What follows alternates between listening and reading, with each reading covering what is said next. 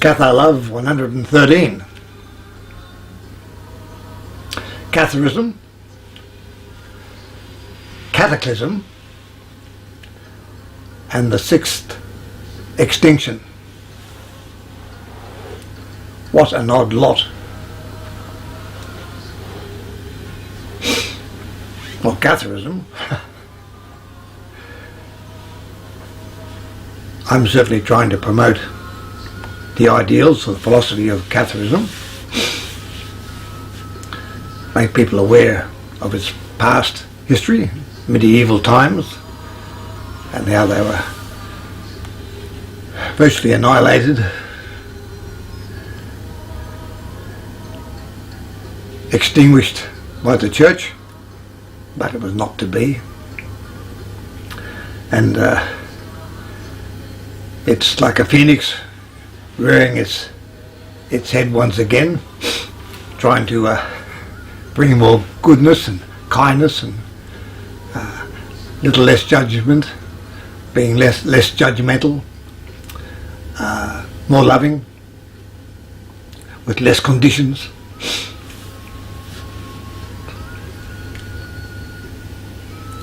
So yes, I in my own way, my own fashion, chatting, books, I'm certainly trying to promote it.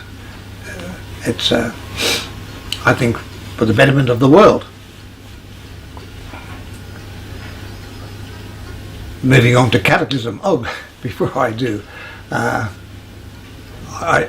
read a couple of stories and may I pass them on.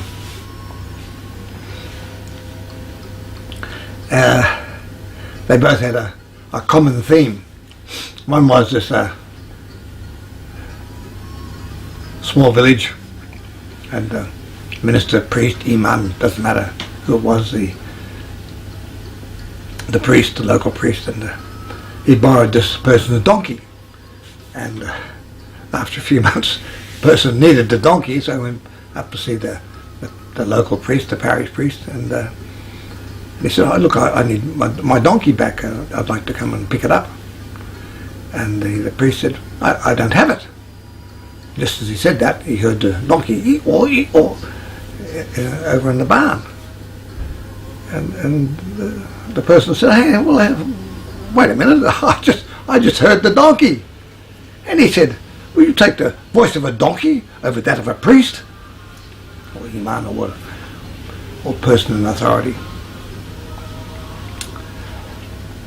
So we tend to, if that person has some authority, oh, gee, he must know, or she must know, written a book, a celebrity or something.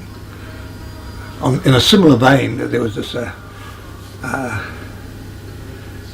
doctor, and he's doing his rounds in a Sydney hospital, and he had an Irish nurse who came over and was working in the hospital. And as the doctor went past, saw the various patients, and he went past one, and he said, "Oh, he's gone." He said, "Cover him up." And the nurse went over and went to pull the sheet over his head, and he said, I'm not dead. He said, don't do that, I'm not dead." And she said, "Oh, you be quiet." She said, "Doctor knows best." Jokes, ridiculous, but they illustrate the fact that if there's someone in authority, like a doctor or a lawyer or a barrister or a politician, oh, that person must know, or scientist. My God, that's the biggest mistake anyone can make. I remember myself, I'm going back 35 years at least, and I was doing hypnosis as a hypnotherapist, and at that time there wasn't a school on hypnosis, and now there's schools everywhere, and also quite a lot of money to become a hypnotist. But in that particular time, one just had to work it out oneself. So I was practicing, and anyway, at the AMA, the Australian Medical Association, that's our top medical body, I saw in the paper, they said there's no such thing as hypnosis, there's no scientific basis for it. Oh, I'm picking up my money per session and doing okay. And then many years later, when I did Chinese herbal medicine, and of course acupuncture was part of it, and the same very august body of medical doctors and professors and who make up that body, and they had it again in a newspaper saying that there was no scientific basis for acupuncture. I mean, the fact that the Chinese have been doing it for 2,000 years and what have you, that's beside the point. They haven't got this, they haven't done a scientific study in it, therefore there was no basis for it. But this is what science is today, yeah, and we're expected to listen to it, to these people. Now, that's one side. On the other side, you have scientists who are not avant-garde, but who are really up with the latest information, and these people are not being heard.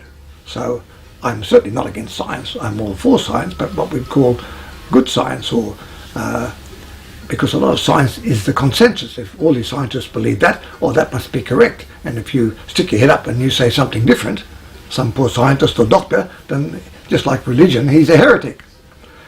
But there's, if one goes to YouTube, and that's what we do these days rather than the newspapers, because simply the people with the latest information tends to put it out, quite often personally, and laying their own reputations on the line through YouTube. And a lot of the subjects that they cover, the local papers just don't cover them. Ah, by the way, I heard that that New Orleans, which is it's not a small town, now only has one major newspaper, and it comes out one day a week. That's terrible, not just for the journalists and the people who cover the news. So I thought that was amazing.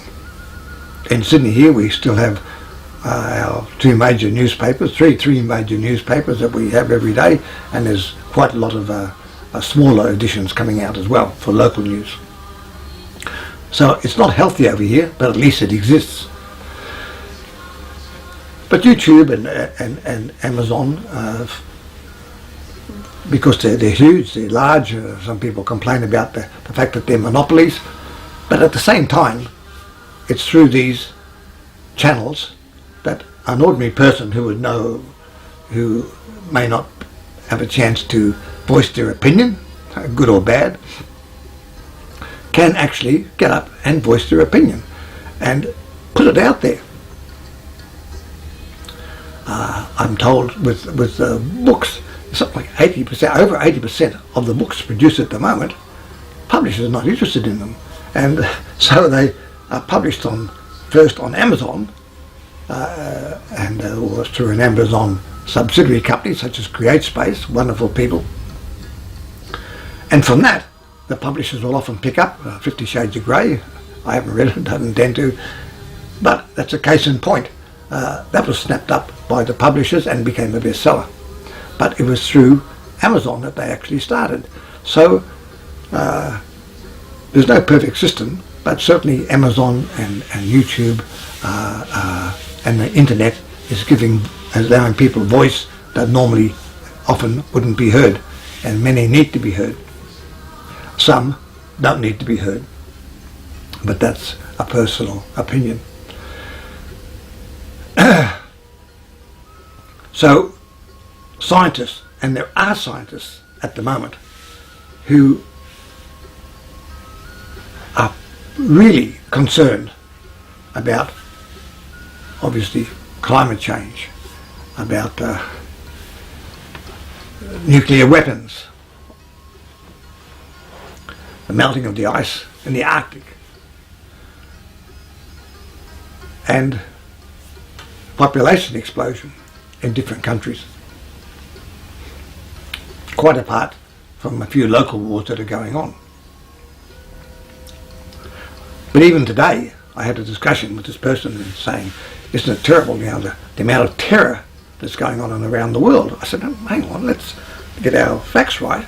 This is probably the most peaceful period in the last 2,000 years at the moment. I said, how many people have been killed in Australia lately from terror? I think there was one last year.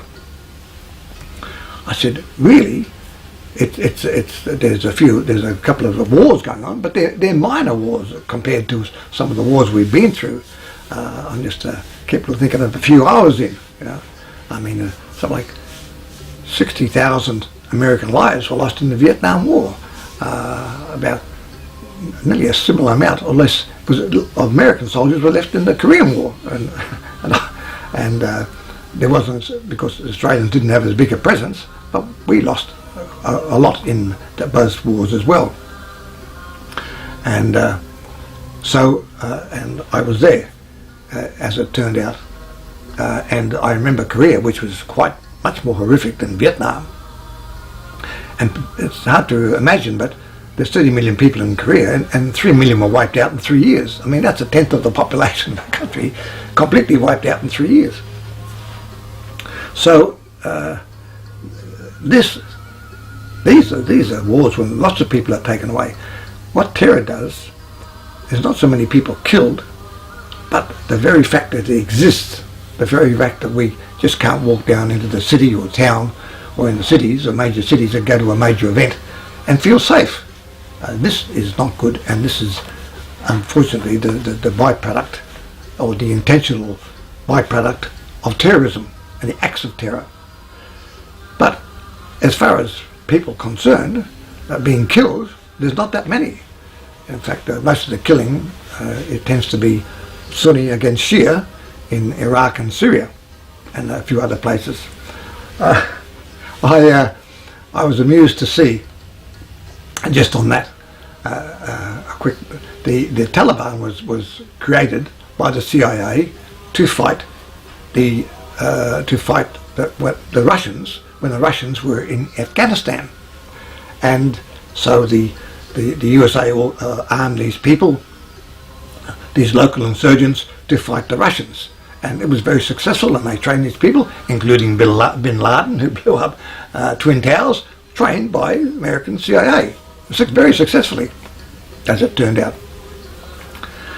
But when that war finished, the CIA just went home and left them, no money, no resources, and so what happened? They turned against the US.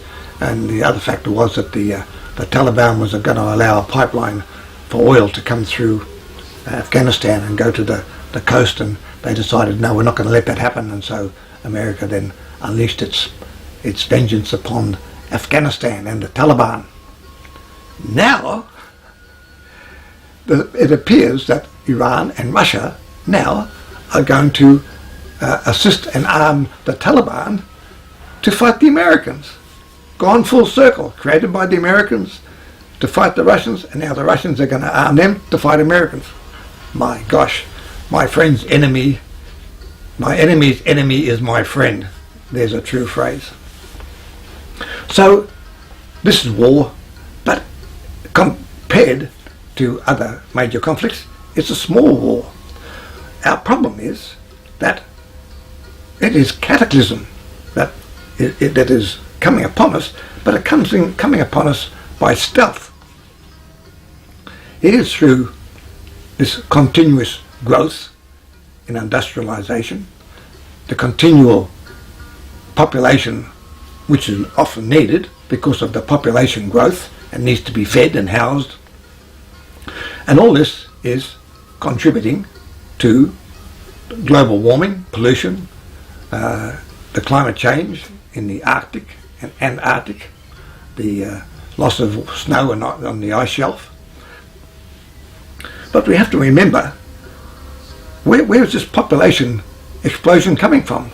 Unfortunately, it's coming from the countries that are still steeped in religion. The Philippines, 85% or something are devout Catholics. And it's gone from a decade or 80 years ago, it was something like 45 million, now it's 120 million. And there's women just having children every year. because they won't allow any form of birth control, pill or abortion and so forth. And so the poor just get poorer and have more and more and more children. And this goes to other countries as well. So, the Pope, and I admire the Pope, and I think he's one of the better popes, and he's certainly, I think he's doing his best, because he's got to battle his own mob, what they call the Curia.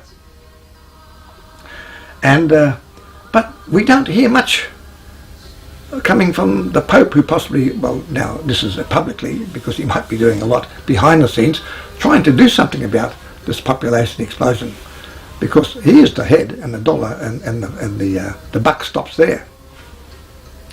But this also applies to do we hear this from the Judaic religions?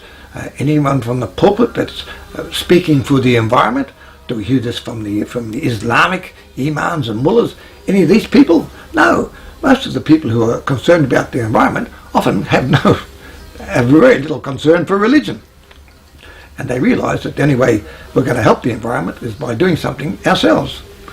So this brings in the Cathars, because Catharism, even going back into medieval times, were were against just killing unnecessary. They were very, very big into nature and the environment. Possibly the first environmentalists as such, although they wouldn't even have known the name at that time. So, with Cataclysm in mind, on September when I was in France at Montsegur, and I did a YouTube on it, but I had this.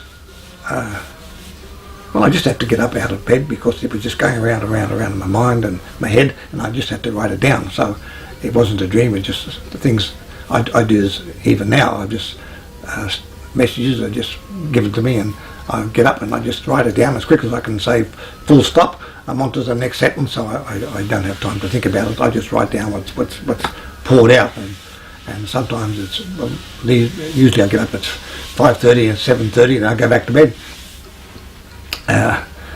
And it's nice to be retired, isn't it? And you can go back to bed.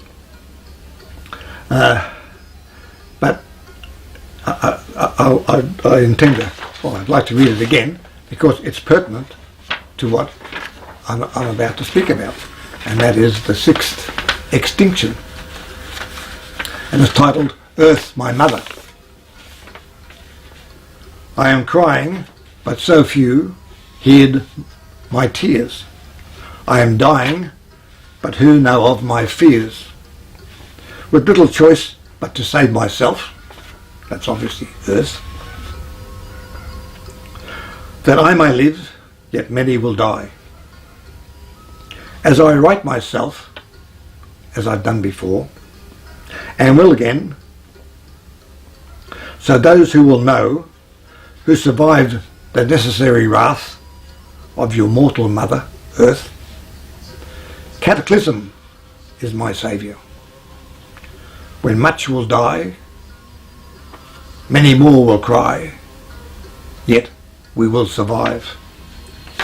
And I think this is the important part is, yet we will survive.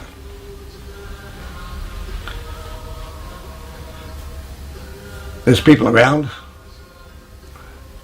Bill Gates, not everyone's friend, but many people, and people here in Australia, and they realise that really for the Earth to function as it should, we need about 3/5 of the population to disappear somehow, which is unlikely to happen soon.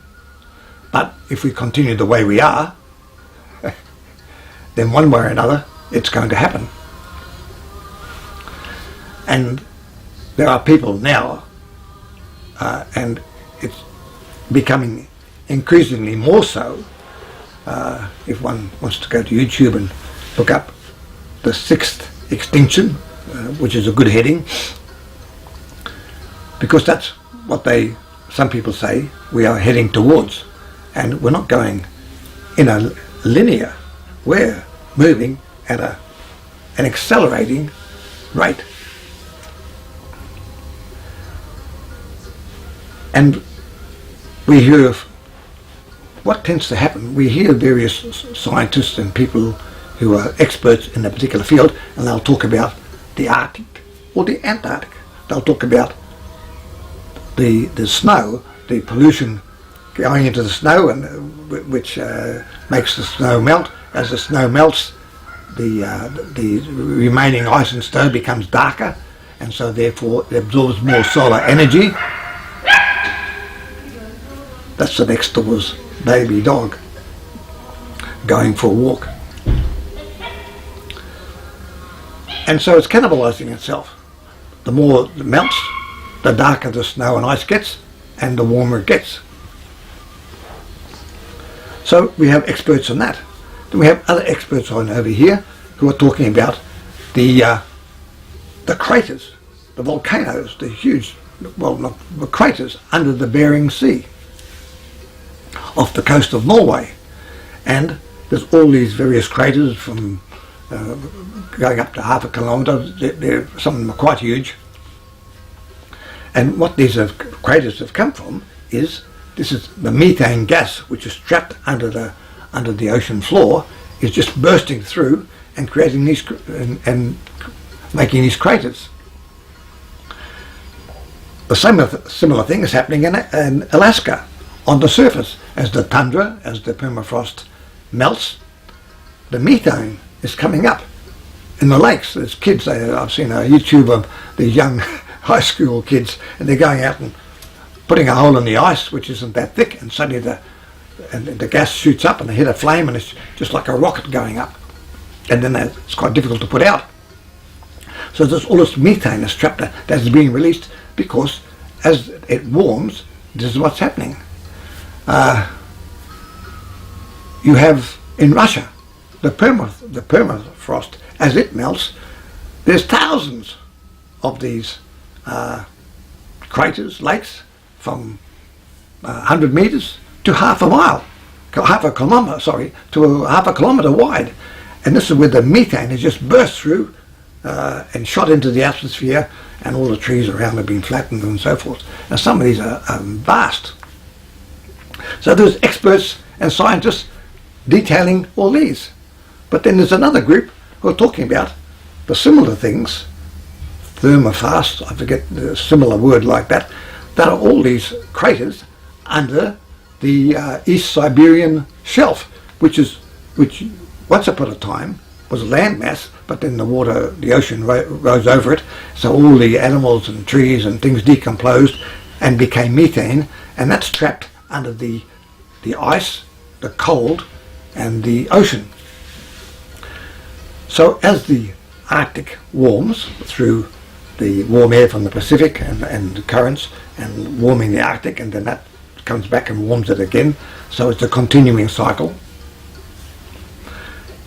As it warms, more and more of these outlets for methane, which is far worse than CO2, like 150 times worse as far as greenhouse gases are concerned. The only good thing is that it does deteriorate over about 20 years. But this is all bumping to the surface. So, and it's happening at an ever increasing rate. So there's one I don't know if he's a professor, I haven't checked, but he's talking about, now we've got this coming in 10 years now. That's the only one I've heard for that time frame. But certainly we know that the oceans are going to go up by a metre probably within 20 or 30 years. But every 10 or 20 years it will double.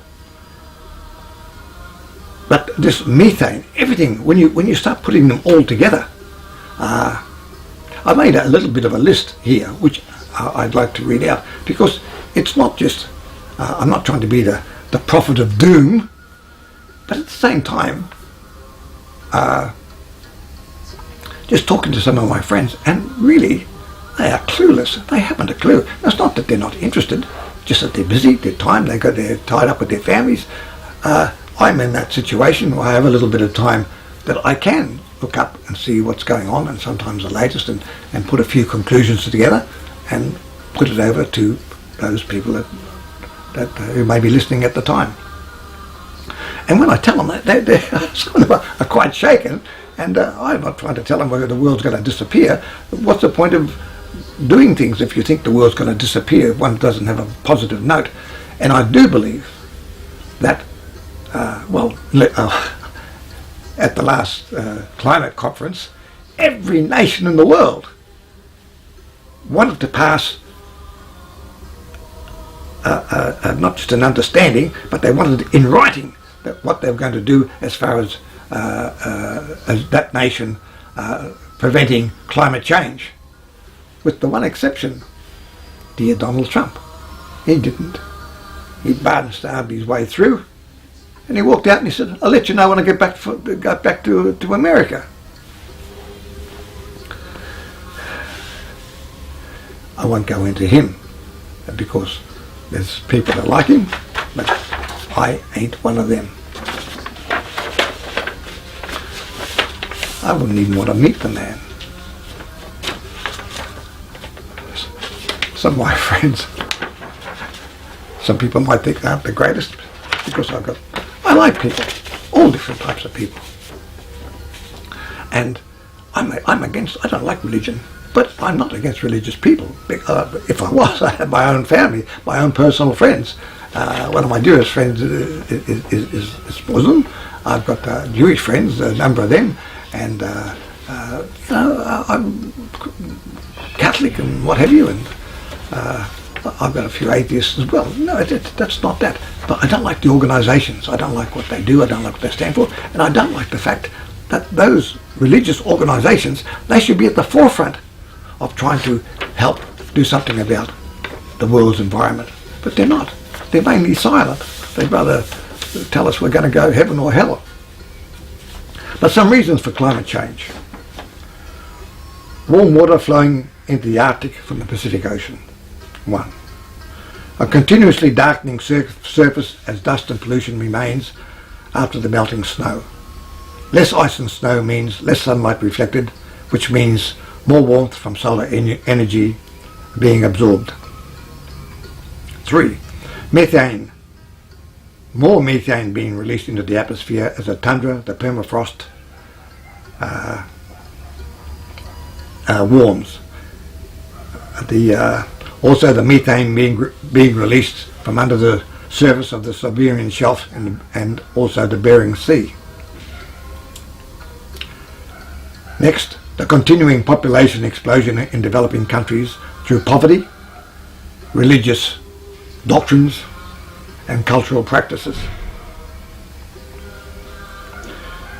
The increasing, not decreasing, burning of fossil fuels by industry in many countries. Finally, the United States politics out of step with the rest of the world's countries regarding climate change. And I think that's sad. And I know the American political scene doesn't reflect the American population at large, because I think I've been involved with Americans in war and peace, and I'm very, very much pro-American, even though I often don't like their politics and the way they go about things. So the prognosis for the world by quite a few people, they're saying they don't know exactly when, but there could be a tipping point when all this comes together, all the various things just mentioned now, and it is too late to do anything about it. At the moment, we can. But if we don't, and we have the 6th extinction. Now the other thing is, again, putting it together in the overall picture is nuclear weapons. Now, the agreements were made that we would reduce over time the nuclear weapons arsenal. What's happening now with the change of presidents in the United States and also other countries, they are putting lots of money and time into researching the nuclear weapons. So, this is just a fact of the matter. Now, I think, and I believe, that common sense, intelligence will prevail. But there are religious fanatics, there are ratbags, there are some very strange people out there who are in positions of power, and this is also a major worry. So, getting back to us looking up at people with authority, with power, be they politicians, scientists, doctors, priests, imams, mullahs, ministers. The fact that they are in power does not make them any better, any more intelligent than you. And in fact, a lot of them, one has to really ask, is there something wrong with us? Or how can these people even be in that position? So, I normally don't get into that, but I just feel it's a situation where that not many people talk about the overall picture. And when you look at the overall picture and all these various components and all these various negative possibilities, it's worrying for the future of not just mankind but our species. And even if Cataclysm and does occur, and I believe they will occur to some degree because they're happening now, things like superstorms. I mean, there's boulders as big as houses in Florida that were thrown up hundreds of thousands of years ago by superstorms, and we may be getting those superstorms back.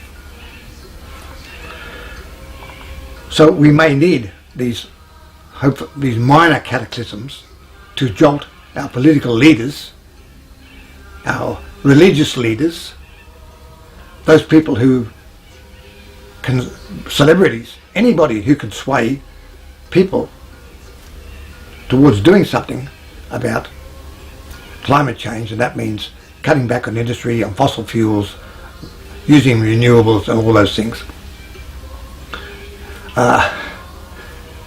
If that doesn't happen, then we'll survive, but we'll be living in artificial cities, not cities, towns, where we can create our own oxygen and growing our own things, just as if we were living on Mars. The species, I'm sure, no matter what happens, will survive. They're even talking about there'll be people moving up to the Arctic because the tropics will be just impossible, and there'll be so many deserts. The centre of America, Australia, the Africa will become a desert, and people will just move. And what happens is at the moment the cold areas will be becoming warmer and more open for people to live. But the refugee problem, the chaos that would ensure, all this, one doesn't even like to go and imagine it, but it's all a possibility. And I think we need to get on with our lives, do what we have to do, don't be fearful, but at the same time we do need to be realists and understand what we, you and I, and the world is confronting at this present time. Bye for now.